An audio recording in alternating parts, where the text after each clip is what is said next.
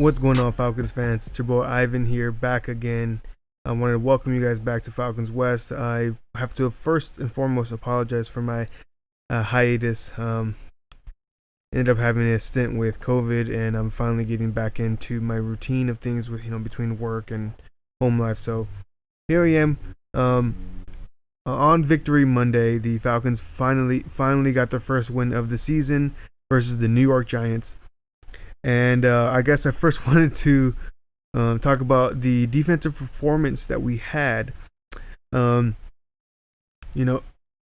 was some concern with the players that we have on defense, even with the acquisition of defensive coordinator Dean Pease.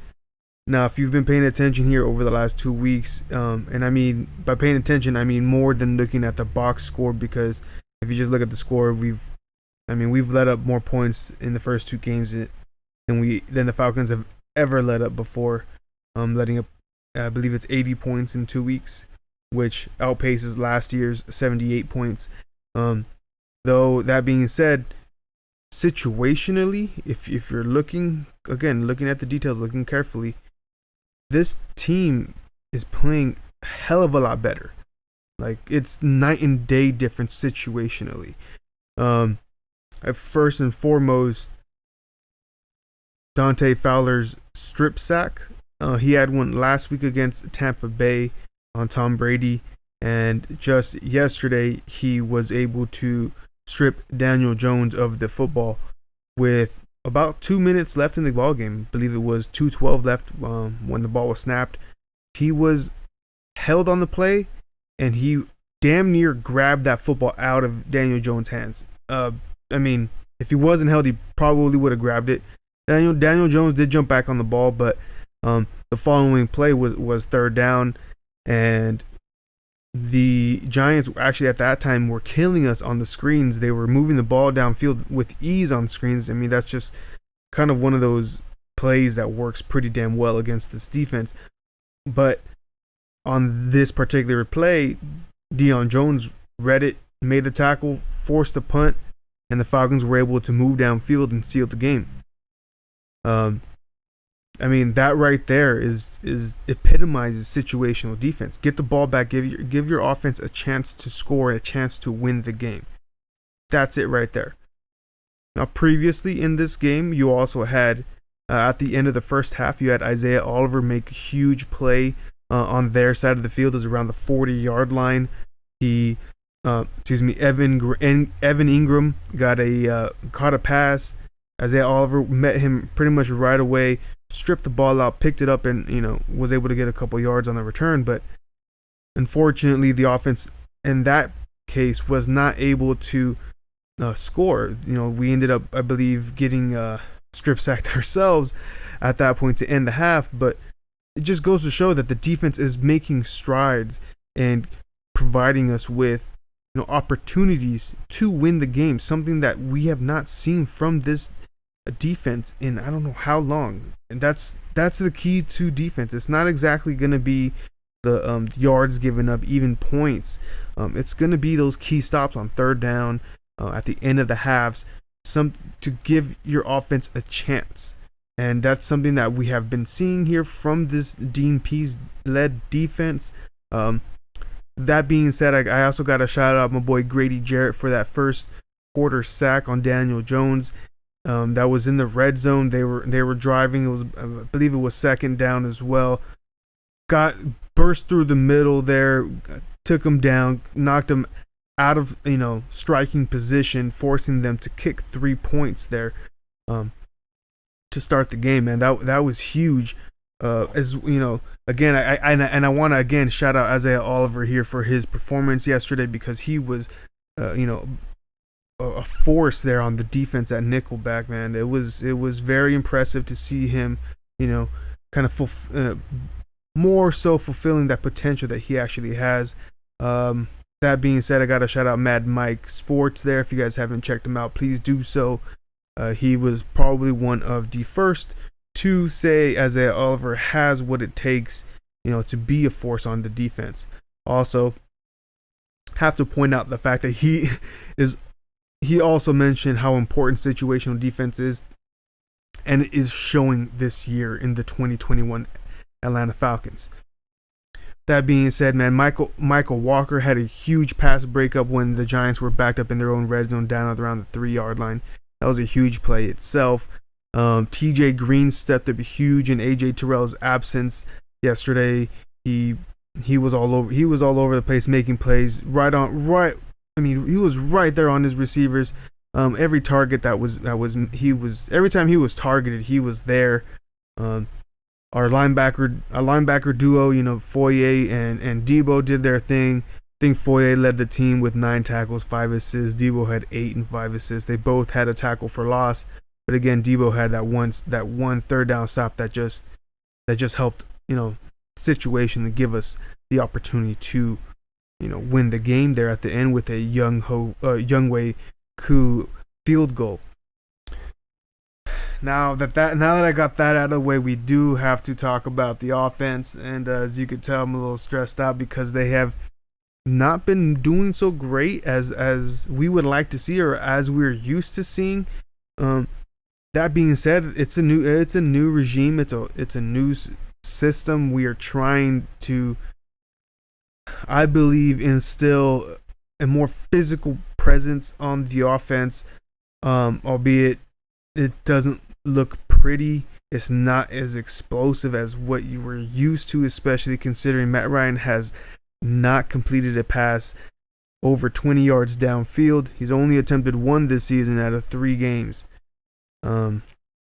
Whether that's in absence of number 11 or just the change in system, I'm assuming it's the latter. We'll see how that changes as the year goes along. Offensively, though, man, there has been huge strides with Jalen Mayfield.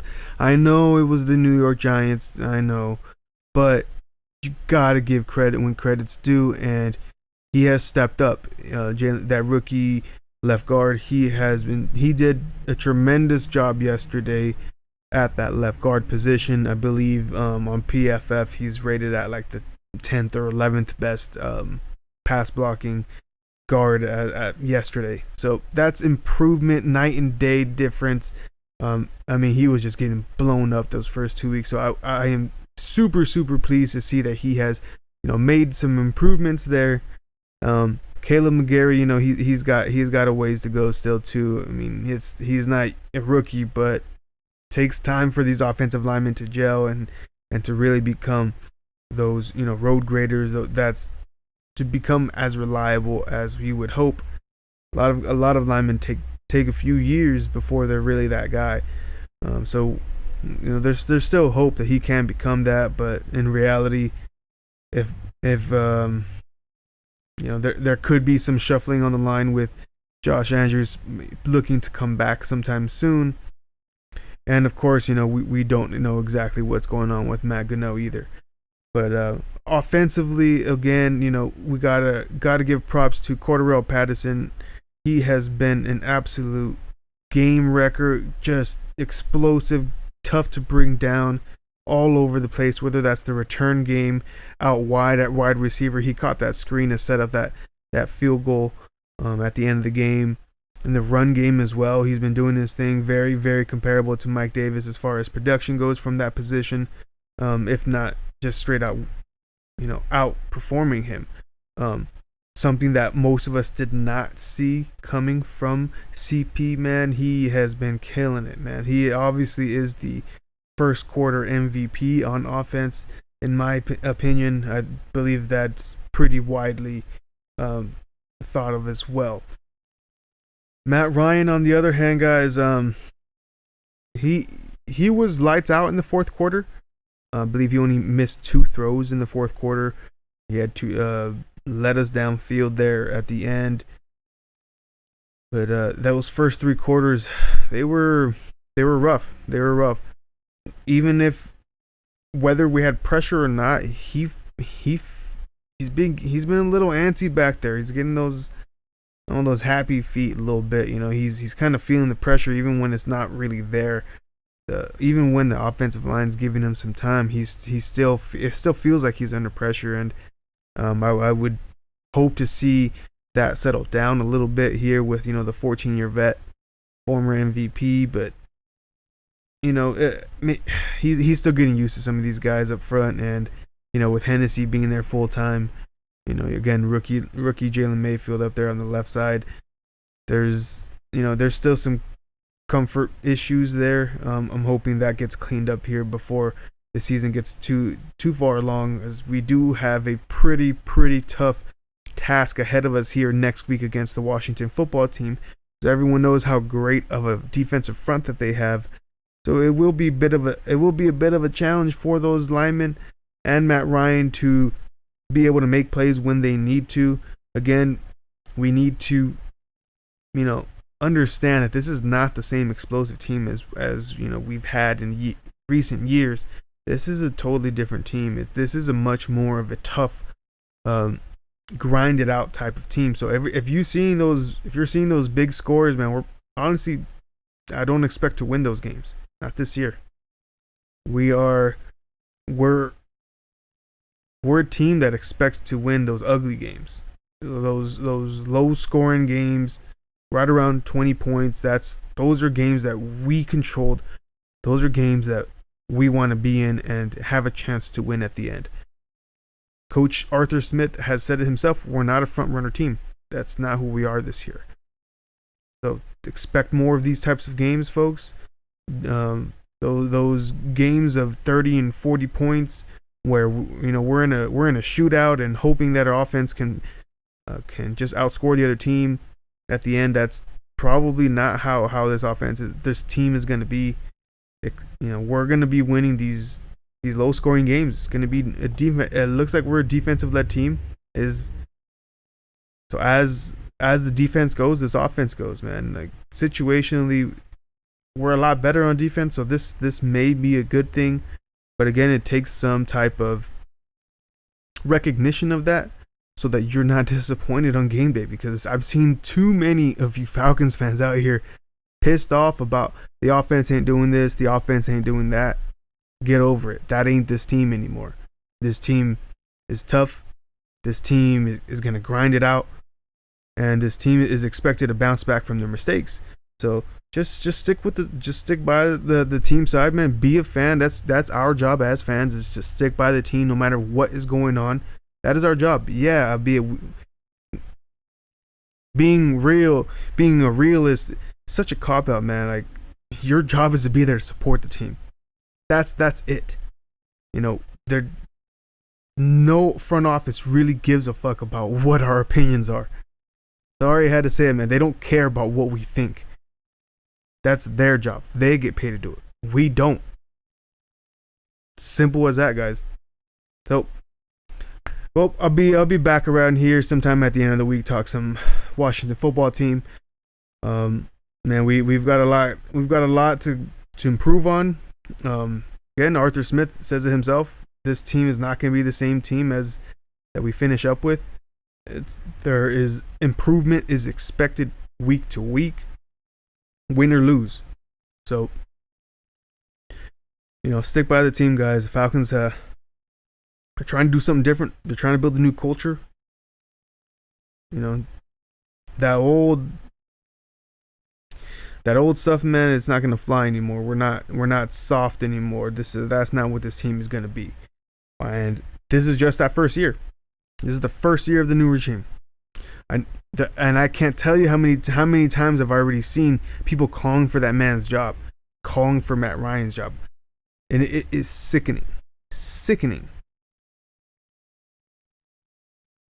It is